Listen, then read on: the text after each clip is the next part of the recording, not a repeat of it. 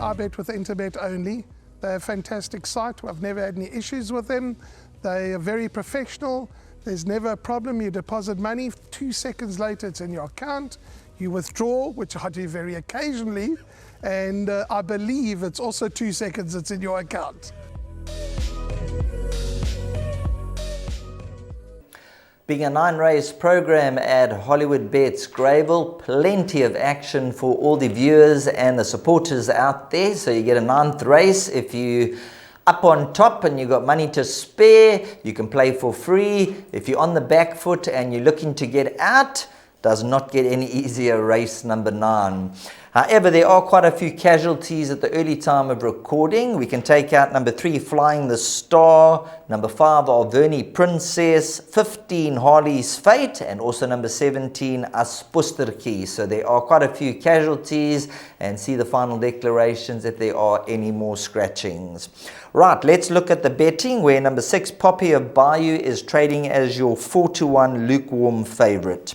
Number 2, Cinnamon Blush, from 7-1 is down 11-2, along with number 5, Time is Ticking, around about 6-1, and number 7, Chelsea Flower. It then goes 8-1 and better the rest. Now, Warren, when it comes to race number 9, there's nothing that really jumps off the page. Number 6, Poppy of Bayou, probably sets the standard, and I'm glad they've taken the blinkers off and brought back to the 1200 meter trip. Richard Ferree rides with 55 kilograms, big runner.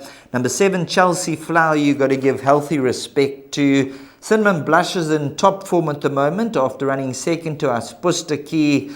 And the Time is Ticking, number 4, as time is always ticking, it doesn't stop. You can throw in a horse like number 8, Blush of Dawn. Had it been on the poly, that would have been my first selection. And then you got number 11, Gimme a Lullaby. So I'm afraid I can't be much help. I'm going to go quite wide. A few races earlier on, we can narrow it down. But some of these races, you got to take a stance and put in quite a few runners and hope you survive. Well, you've touched over it perfectly here.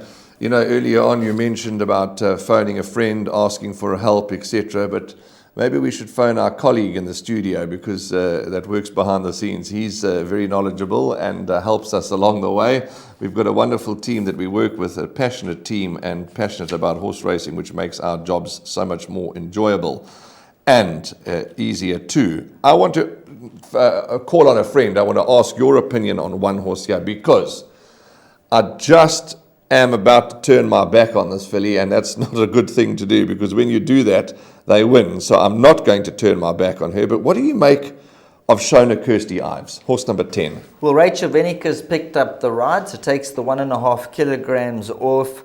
This is the type of horse who could certainly win a race of this nature. So my advice to you would be, don't turn your back on her, because it's Christmas time now. It'll be payday perhaps. 395 days, and horses often run in cycles. So this is the time where she needs to shine the 8-fold path.